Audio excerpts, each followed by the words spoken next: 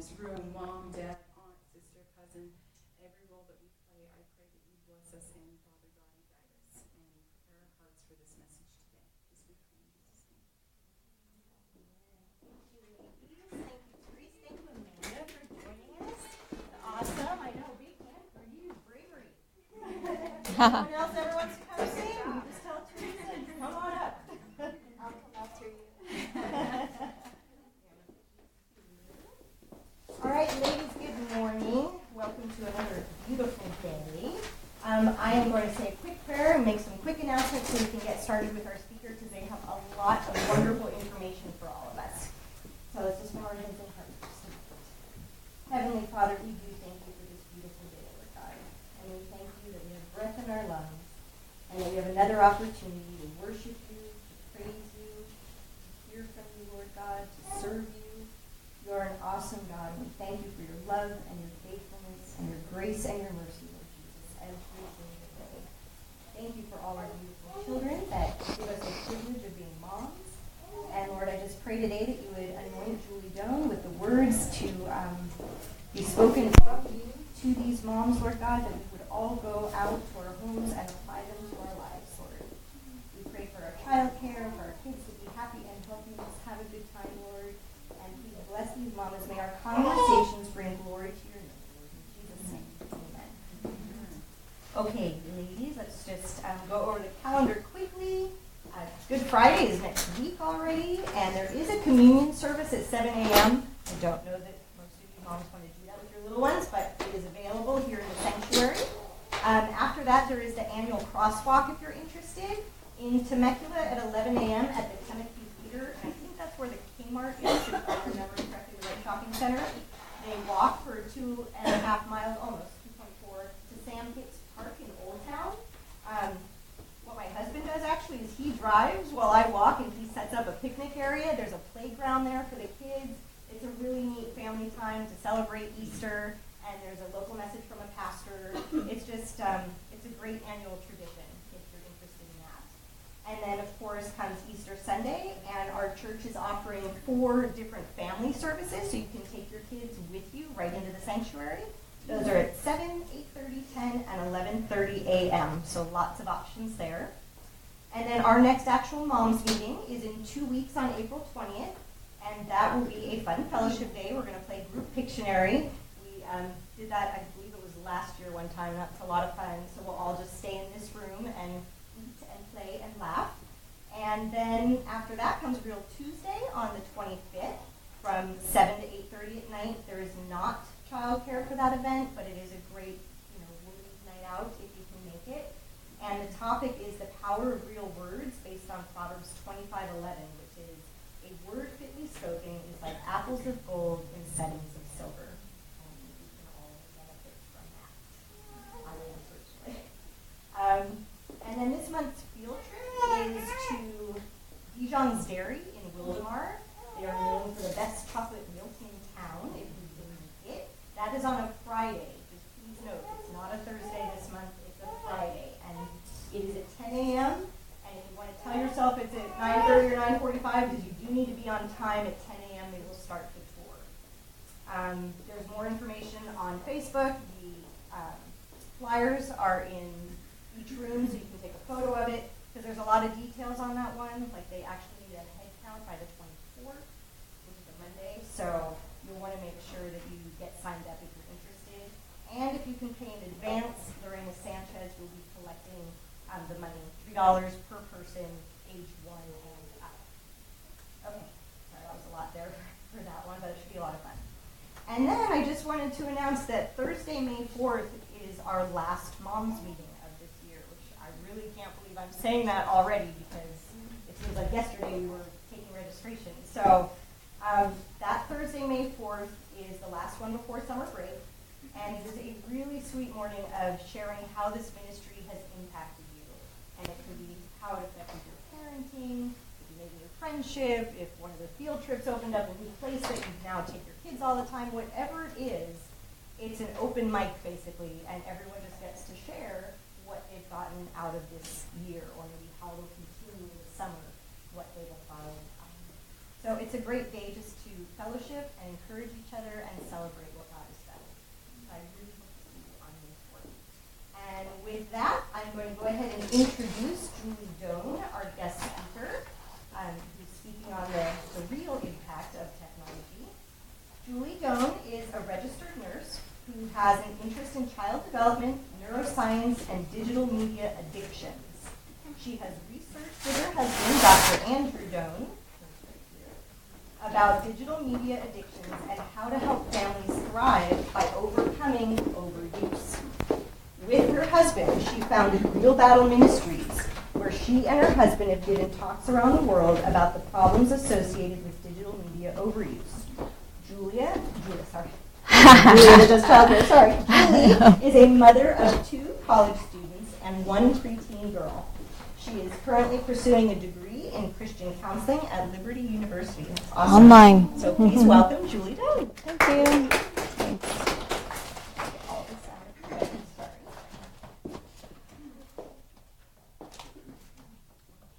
Thanks.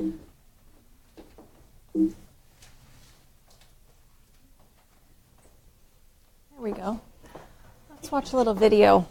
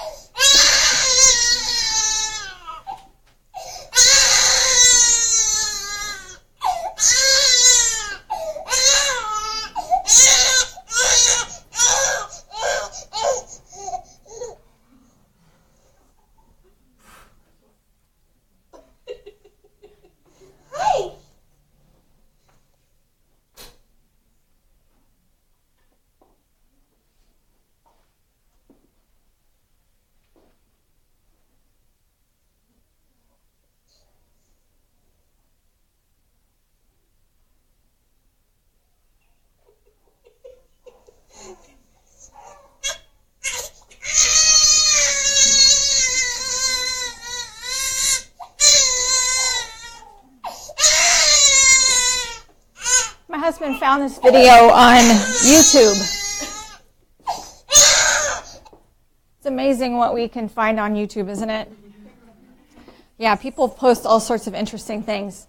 So when I see that video, it makes me sad. It makes me want to cry because I know what's happening inside that child's brain. That child is being stimulated by the phone. It is acting on the child's brain like a drug. And so when we take it away from the baby starts to cry. So what I want us to think about is, what are we teaching our children when we hand them a device when they're crying? Because babies at that age are telling us something, right? They're telling us they're tired. They're telling us they're hungry. They're telling us they're uncomfortable. They're telling us something. If we hand them a device and say, this is going to fix your problem, what are we teaching them? Are we teaching them that I'm going to help you with your problem, that we're going to bond, or am I teaching my child, this device is what you need to bond with? And I think that if we think about the movies that we show our children and the way our society is moving, we would say that this is happening, right? And I'm not here to condemn anyone, okay? The reason why I was sitting in the chair that you're sitting when I was your age and when my kids were at the stage of development they were, was not very deep. They had coffee, they had childcare, and they had snacks, and there was a little bit of Jesus thrown in there. Okay? I'm not kidding. That's why I came to things like this. But what I want to do, and what my heart's desire for you, is that you would learn from my mistakes. Because I did this very similar thing to this. It wasn't as bad because I probably would have gone like, why is my child crying like that? However, I wasn't thinking, what am I teaching my child? Am I teaching my child, this device is going to solve your problems. This device is going to soothe you. This device is going to take the place of mommy and daddy. God bless us all. This is something that's not going to change. We are going to live in a technology infused world. I am not, let me get this clear, I'm not anti-technology. We're doing Facebook Live right now. I'm using a computer with a remote, okay? I'm not anti-technology. I'm not to throw all your devices away. I'm not advocating walk everywhere, don't use your car. I love GPS, okay? But what I'm saying is, it's how I figure out if there's an accident on 15, right? What I'm saying is there's an appropriate time to introduce things, okay? Our children's brains are forming. Our kids, so here's the thing. I'm a nurse. I know all the medical facts. I know about development. But I was unable to apply what I know to what was happening around me. And so when I found that the evidence is supported in development, I was like, why didn't I understand this? Why didn't I know that what I'm teaching my children, everything that I do teaches my children something, right? Everything. They catch more than you're teaching them, right? So if I'm smoking a cigarette and I tell my children not to smoke, what are they going to believe? They're not going to believe the things that are coming out of my mouth. So it's so important that I model the behavior, right? So one of the things that we have to talk about first is, what are we modeling for our children? So am I breastfeeding my baby while I'm looking at my phone? And so this is something that is very important. And this is something else I didn't understand. My baby can see from here to here. When my baby is first born, that is the distance that they can focus. That's it. Why did God design that way? Why did God design it that our children could only see basically from nipple to my face? So they could bond with me. So I could bond with them. And bonding helps their brain development. Bonding helps brain development. These things that we're teaching our children these healthy things, they're helping our kids' brains develop. And so if you are like me, I was struggling. My husband was a full-time student. He was doing an MD and a PhD. We were living in Baltimore, no family. I was a nurse. He was working 20 hours a day, basically. We were struggling. I was doing whatever I could to get by. And so if my child was misbehaving, if he was struggling, if he was crying, I put a device in front of him. Why do we do that? Because it shuts them up, right? I mean, let's be honest. So what I didn't realize what I was doing was I was conditioning my child to look for the screen when things were getting bad for him. When he was stressed, I gave him the screen. I was training up my child to not look to people, his parents, to the Lord, to soothe him. And so what we see right now in our society is snowflakes, right? So here's something that just blows my mind. So we saw during the election cycle a bunch of kids who were freaking out because the person that they voted for didn't get to be president, right? How do we get there? How do we get there? Was it like a leap, or was it one step at a time? Well, this is what I was thinking. Perhaps we got there because we have given our children games, and every time they pick the right answer, they get a reward. And they thought, really, that the person that they were picking with every fiber of their being was the right person that should be president. And so when that did not happen, they didn't get a reward. It went the way that they didn't want it to go. They never had that experience before, so they freaked out. Does that make sense? We condition our children to get a reward every time they get a right answer. In reality, that doesn't really work. Does God give us a brownie button every time we choose to pay our taxes? I mean, it just doesn't translate into real world. Do we get a little star on the calendar every time we read our Bible and have quiet time with God? No. the rewards are delayed, right? Our rewards are delayed. So we need to start thinking about what is the message behind what I am doing? What am I teaching my child? What am I modeling for my child? Are we on the same page? Okay. So development has a very specific set of patterns. Our brains all develop similarly in a similar way. That's why we have developmental milestones. That's why our pediatricians are asking us, is your child rolling over at this age, right? So there's a predictable set of developmental things that need to happen in order for our children to be healthy. Okay, and so we've this little handy thing here. So in order for our children's brains to be developed appropriately, there's certain things they have to do in a certain order at a certain time. And that everything builds on the next thing. Is that making sense? You have to turn over before you can sit up, before you can crawl, before you can walk, before you can run, right? Similar things, okay? So what we don't want our children to do is sit still. I know that's really hard for us when we want to do the dishes, but we want them to move. It helps with brain development. We want them to look at our faces. We want them to touch things. We want them to connect with people, right? This increases our existence. It increases our ability to function, okay? It helps us with problem solving. It helps us with vestibular, helps us with balance. I spoke with a teacher who said that her kids in her classroom cannot sit without a chair. Okay? That's balance. That's lack of core strength. Why? Because they're sitting in chairs on computers. We gotta move, okay? Movement is so important, so healthy. We have some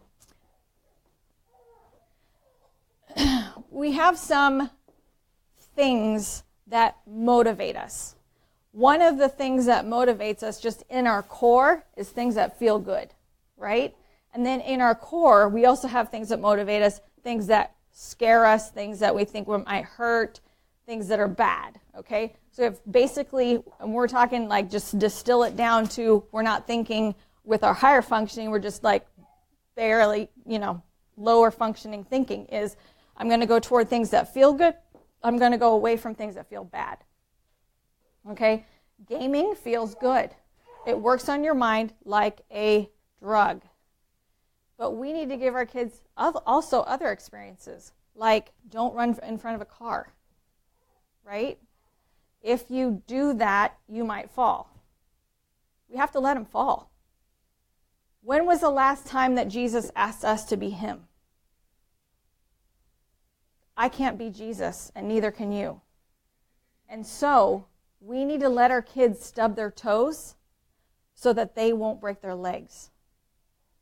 And if I could impart anything into you, that would be that you are not Jesus to your children. You can never be Jesus to him.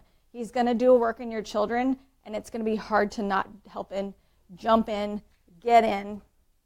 They need to have consequences for their actions, and if they have them small, they'll trust themselves. They'll know that you trust them, and then they'll be able to make other decisions and know, hey, I've had that experience before. I'm not going to do that because I don't want to get hurt. Okay? So one of the things that I would say to my kids was, if you do that, you might fall down. Do I go and pick them up and take them off that? No. I have an active 20-year-old kid. When he was 2, I would say, you might fall off of that. He fell off of it. Oh, that hurts.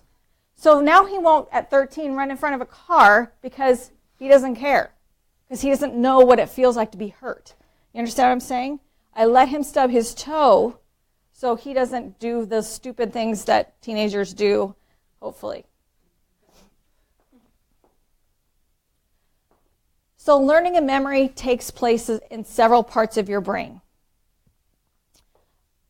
And each part has a different responsibility. So your prefrontal cortex is where you think. And this is fully developed at 25. which is frightening. I think it should be frightening to all of us who are raising children, right? Are we going to let our kids have experiences when they're young that teach them things that they can build on? Because 25 is a really long time. Hippocampus, I remember. How do we remember things? I remember things through experience. How about you guys? Experience is a wonderful teacher. I can tell my kids things forever. But once it happens to them, they're like, Mom told me. This is that thing. Amygdala, I fear. That's where the fight or flight thing comes in. Anterior cingulate cortex, I feel.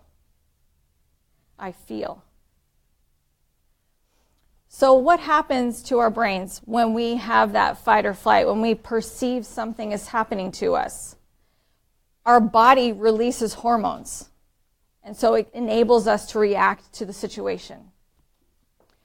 So does everybody know has anybody heard the word dopamine? Dopamine, it's released in your body, and it could be from a drug, it could be from what you see, it could be from what you hear. Studies show that when we work out with music, we can do a lot more, because it distracts us, because it makes us feel good. So that's the kind of concept that we're working on here. But when your kids look at a screen, it also does this. And it could be any screen. It could have anything on it. Okay? This increases your bloodstream. So what happens is it's like a series of hormones that happen. So one hormone stimulates another, stimulates another. So you have an adrenaline release at the end. So when studies show, this is the thing about violent video games that really scares me, is that when my child's hormones were flowing, he had a better memory of those events than when he's understimulated. So he is learning more during a violent video game and learning more from that violent video game than he is sitting there listening to a boring math. Okay? And one of the things that I absolutely regret is that I didn't apply that my child, your child, practices who they will become. And it's not just in the physical, it's also in the digital. So if I give my child Grand Theft Auto, which is a mature video game at 13, and he's practicing murder, what's he going to do? What do I expect? He goes to church an hour a week. But the average American child spends over 7 hours, 38 minutes on media to entertain themselves. That's 2008 data. Every year it goes up. So what are we practicing, right? What are we having our kids practice? Is so vitally important. So the top here is my lovely son, who's now 20. Wanted to give you guys some things. So this is a brain scan study from the NIH. They did a bunch of brain scans on a bunch of people, a bunch of kids, and their development. And what this shows is how plastic your brain or how moldable your brain is. So when you are a small child, your brain is really ripe for programming, if you will. But as you get older, the blue brain is pruned, which means it's formed. So when would we like to introduce language? Here or here? When would we like to introduce the gospel? Here or here? When would we like to live the gospel? Here or here? When will we start parenting? Here or here? Do you understand what I'm saying?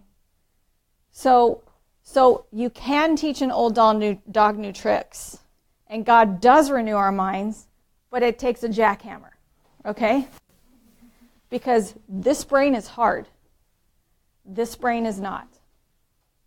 So that was one of the best parenting advice that I got was, don't start parenting your child at 13. Start the way you want to go. Because it'll be so much easier. And And this is true because I have the most stubborn child on the planet. Her name is Kate. She's 18 years old. And she would literally tell me she was not going to eat dinner. She wanted candy. And every time she told me she wanted candy, it would get louder. And then it was accompanied with a stomp. I want candy! She is now 18, and she is one of the best people I know. She is the strongest. She is the most light-filled. She loves Jesus. She's going to school to become a worship leader. She didn't start out that way. Let me just tell you. She would run out of my house in Iowa naked. I thought, we're going to have a stripper if I'm not careful, right? So when do you think it would be good to start imposing some limits on that, right? We had to get a lock that was a little higher than she was, all sorts of fun things. My point is that God has given your child gifts, and I'm going to say this again and again throughout the talk. God has given your child gifts. God has given your child gifts. It is our opportunity and our responsibility to discover those gifts with our kids. What did God give you?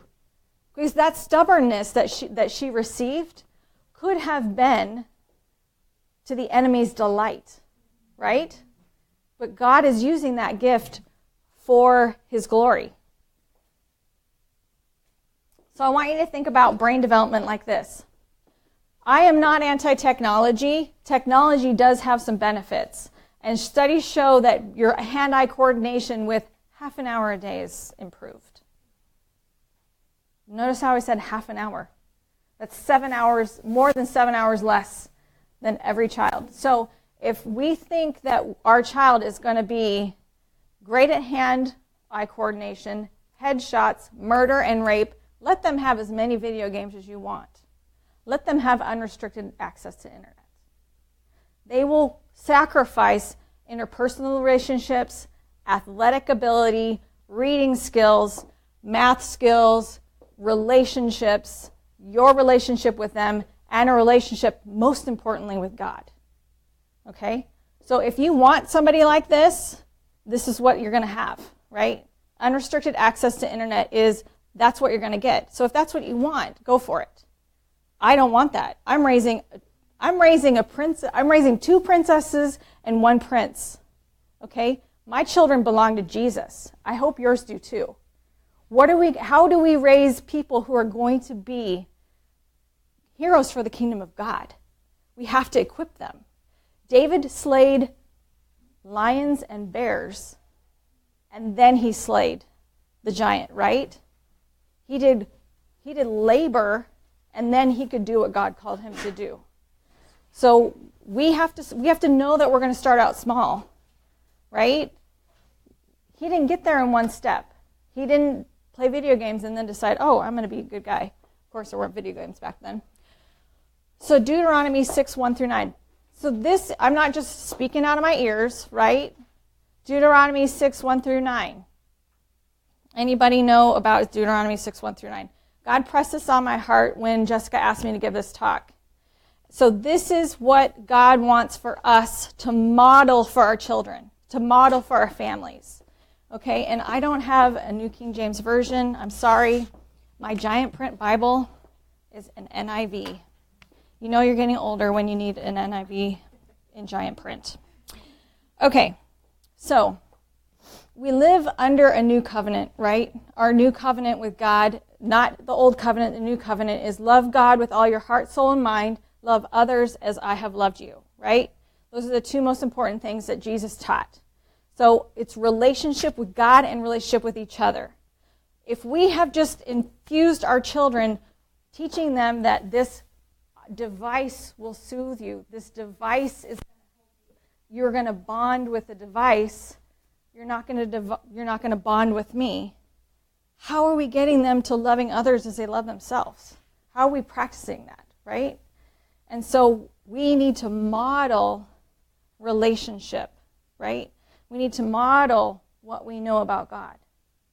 And so this is an exhortation that we would live our lives speaking about who Jesus is to us, being honest about our failures and being honest about what we're learning. And so verse 1, these are the commands, decrees, and laws the Lord your God directed me to teach you to observe in the land you are crossing the Jordan to possess, so that you, your children, and their children after them may fear the Lord your God as long as you live by keeping all his decrees and commands that I give you, and so that you may enjoy long life. Hear, Israel, and be careful to obey, so that it may go well with you and that you may increase greatly in a land flowing with milk and honey, just as the Lord, the God of your ancestors, promised you. Hear, O Israel, the Lord our God, the Lord is one. Love the Lord your God with all your heart, with all your soul, and with all your strength. These commandments that I give you today are to be on your hearts. Here we go. Them on your children. Talk about them when you sit at home and when you walk along the road, when you lie down and when you get up. Tie them as symbols on your hands, bind them on your foreheads, write them on the doorframes of your houses and on your gates. And if you know anything about the Jewish people, they actually do this literally. Literally. But how can we live this out as 21st century people who love Jesus? We can talk about him. We can pray in the car. We can talk about what God is doing in my life, what I learned in Bible study. You know, they glean so much from us. So I really want us to think about how can we always be having him on our mind.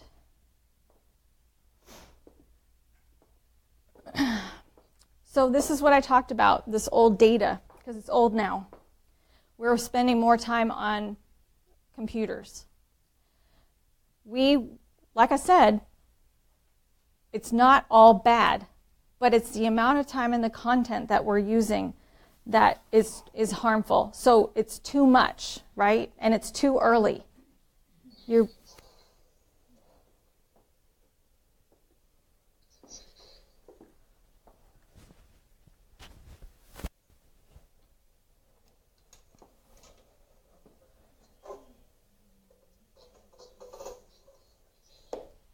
Don't you love YouTube?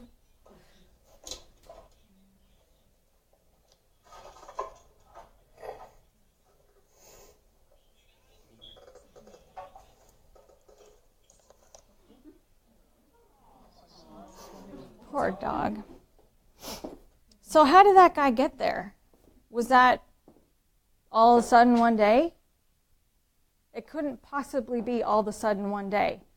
Did his mom know that when she handed her child her phone because he was crying in the back of the car, that was the first step to this long road of her child realizing that the way that he was going to be soothed was through media and not relationships? I'm sure that person does not have a girlfriend, right? I mean, is that God's best for us? I don't think so. But we have people contacting us all the time, asking for help with people with rooms similar to that. But how do we get there? It's one step at a time, right? It doesn't start out like that. That's how it ends up. 1 in 11 is addicted. How do you know that you don't have the 1 in 11? I didn't. I didn't know that one of mine was going to be 1 in the 11. So this is a description of how this starts. We have TV, we have cell phones, and we have internet. That leads to sedentary lifestyle, isolated, neglected, and overstimulated. All those hormones are running in that person who's sitting. Those hormones are fighting or flighting kind of hormones. We have an obesity epidemic in our country. How did that happen? Because we're sitting. Mental illness, they're detached, they're not forming relationships with people. ADHD and autism, and there is a clear link between overstimulation with media at early childhood and autism and ADHD. So all of this eventually, this doesn't happen in one day. If it did, we would stop it immediately. This is over time, we have these things happen, Okay, this is not sustainable for our society, interpersonally, economically, spiritually. It is not. And this happens in Christian homes. This isn't something that doesn't happen in Christian homes. We're no different than the world now. So, we have had many people commit suicide over what's going on the virtual world. Real life suicide over virtual problems. They lose perspective because they spend so much time on their games.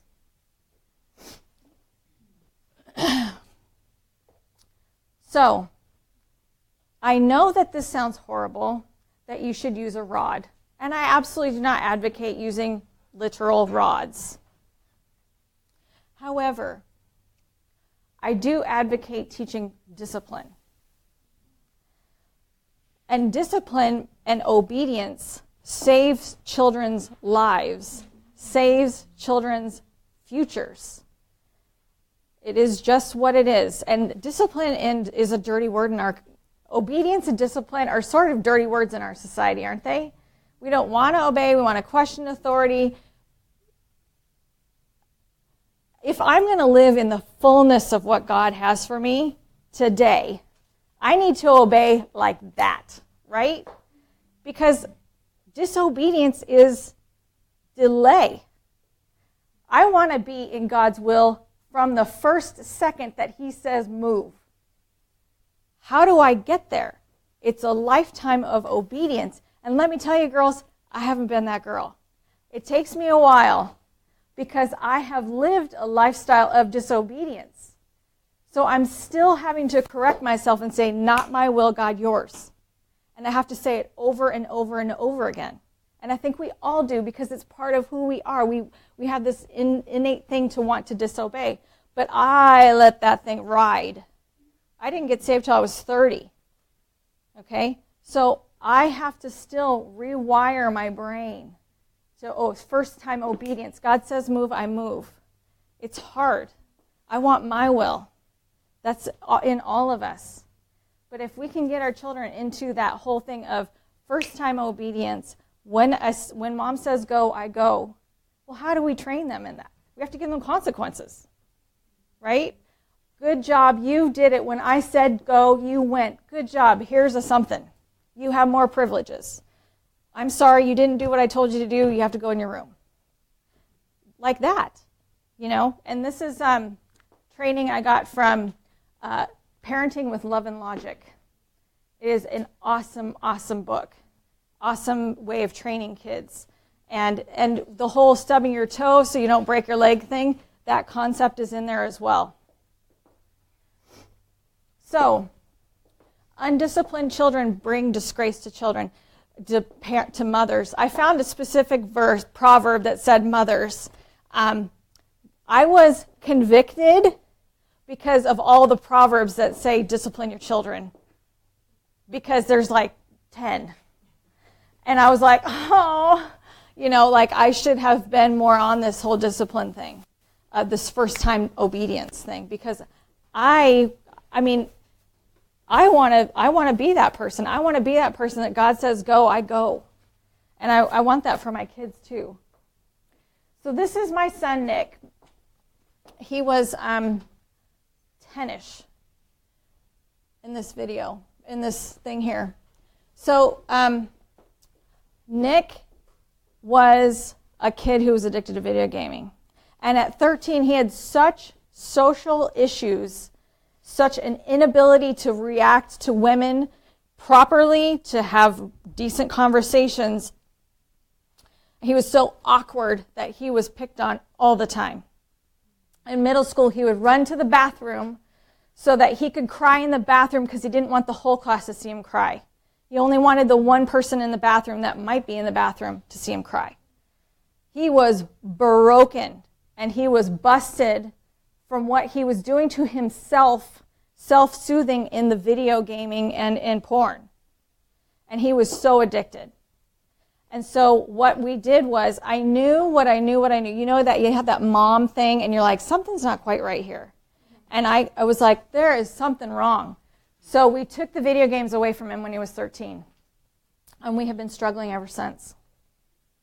Because we conditioned him to look for a screen to soothe him. We conditioned him that way. I am responsible for that. My husband is responsible for that.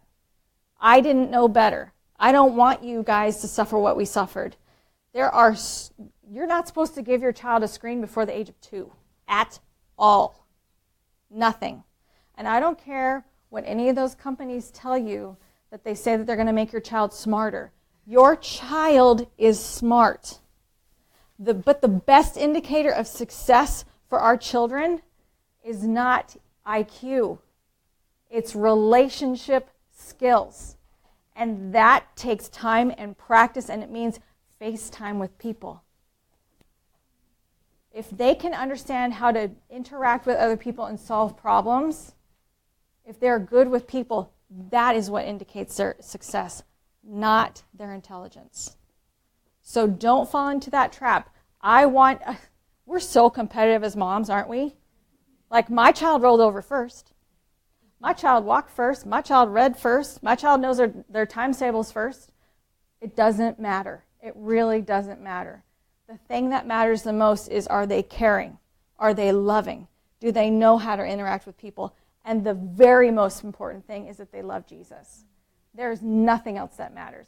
Everything else will follow as long as they know him for themselves. I guarantee you, everything else follows. They will want to be excellent for Jesus because he gave them everything. When they know the gospel, they will have their own experiences with Jesus, and they will have him for themselves. That is what we want. The Satan comes in to distract our children with media and entertainment. Is that our purpose? I mean, you would look at some industries and say that they believe the purpose for our existence is entertainment. And that is flat out wrong. How do you impact the world for the kingdom of God if you're being overstimulated and entertained and oh, I just got to take a break? And my son is 20 years old. I would take back every break that I ever took if I could hold him again. He's 20. He's suffered. And I needed my me time. So I gave him a phone. We don't need that much me time. We have 18 years. And then it's gone. They're 4 years old for 365 days. That's it. And it's hard. Nobody said it was going to be easy. This is the hardest, best job ever. But the reward is when they're at 20 and they're texting you and they want to know scripture. They want you to pray for them. And you know that God is doing a work in them because they have Jesus. That is the reward. It is hard, hard work. But don't think for a second that you're going to look back and regret leaving the dishes in the dishwasher and spending time with your baby. You will never remember that, but you'll remember the time that you spent with your babies. So don't give up something that's a task for time spent with your baby. Sorry about that. So Nick found a gift from God. We helped him discover his gift. He was bored, so he entered a track meet. And he missed making the state track meet on the first race he went into by less than a second. Boredom is not the death of your child. Boredom is where creativity comes. Boredom is where your child starts drawing or starts building or starts imagining. Boredom is where it's at, actually. We're so overstimulated, we don't even know what we don't know anymore. So Nick got the opportunity to lead his team as a senior in high school to the first championship for boys cross country for his school. If he had not been unplugged when he was unplugged, he would have missed this. And it doesn't matter in his lifespan. This is a crucial time. If he found out he was a fast runner at 65, who cares, right? We found out he was a fast runner at 16. Okay? So now he's got a scholarship to Liberty University.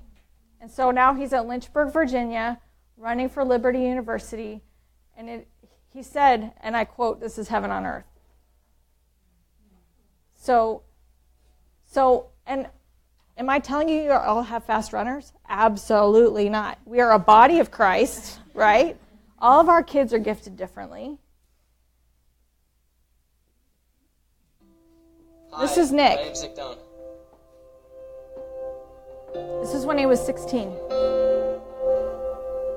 When I was younger, my dad, he wasn't really there for me. He was mostly playing video games, and he got me addicted to it. And ever since then, I just played a lot. I got really addicted to online addiction to everything. And then my life came crashing down because that's all I knew. When my parents were having a hard time dealing with each other because of gaming, my mom left and went to Oregon with my grandma, and my mom and I and my little sister, Kaylin, we were just, by ourselves with my mom and pretty much had no idea of what a dad was.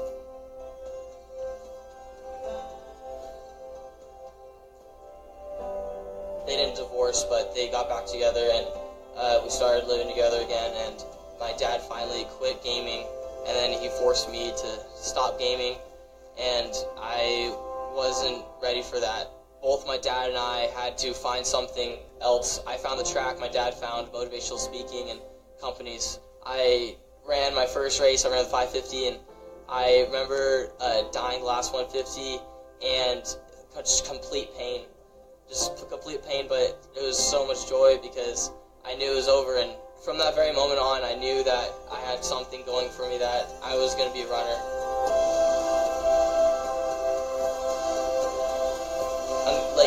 The funny thing is with running is the more pain you inflict on yourself, the faster you go, and it's not about how hard you hit somebody, it's how much pain you can take and keep going and finish through the line. The only thing that's telling you or restricting you is yourself, that you can do it. It's just, you need to tell yourself, you need to be confident, because if you tell yourself you can't, you can't. If you tell yourself you can, you can't.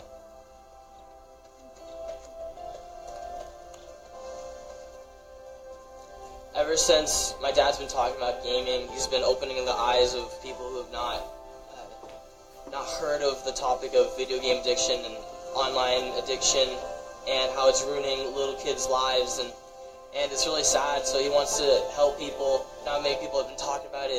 It's awesome. I love my dad, and he's shown me that anybody can change.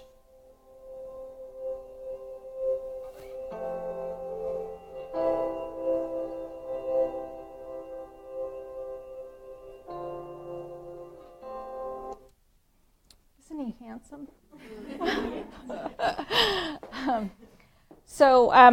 I was praying about this talk, and God gave me a word, and He brought to my mind the parable of the talents. Welcome into you know what I'm saying? I don't want my child to go, I didn't have any gifts, when they had gifts and they didn't know they had gifts because they didn't look for them. And how was that one received? The one that buried their gifts was not well received. Let's just put it that way. So it is our opportunity to help our children discover the gifts that God has given them. If we're in our own little world with entertainment and plugged in and all that kind of stuff, they're not going to get it. They're not going to see it. They're not going to find it. We are shepherding God's children, right? They're on loan to us. They don't even belong to us. They wreck our bodies, but they don't belong to us, do they? So this is something that we're gifted, right? We are gifted. Each one of us is gifted. Are we using our gifts, and are we helping our children find their gifts? This is a huge, heavy responsibility. But there is nothing better. There is nothing better. Nothing. So each one of you has a flyer on your thing. This is the back side, or one of the sides of the flyers that you have. We decided to do infographics because people don't read anymore. So this is quick and dirty.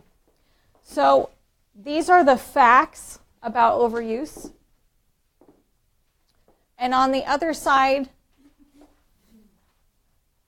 these are the ways that you can help manage or decrease the likelihood of overuse.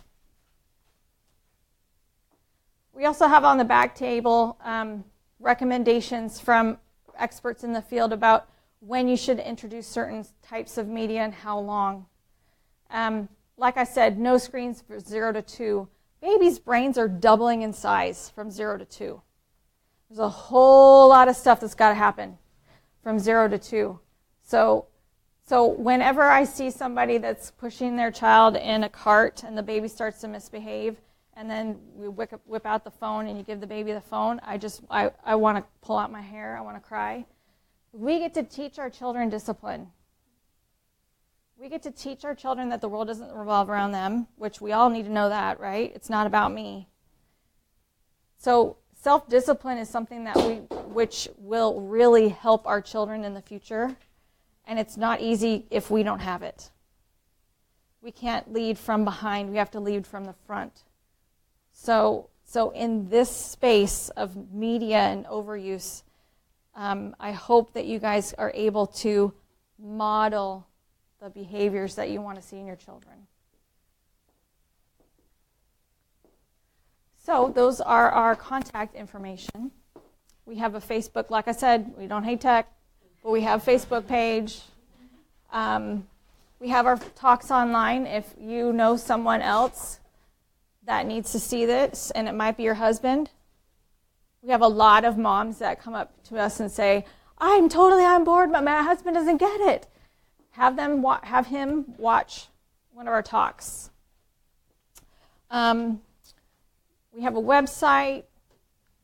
We have YouTube videos online and all that stuff. So if anybody has any questions, I'd be happy to answer them here or offline, or you can email us questions if you want to ask a question now, if you think it would be good for the group to hear the question.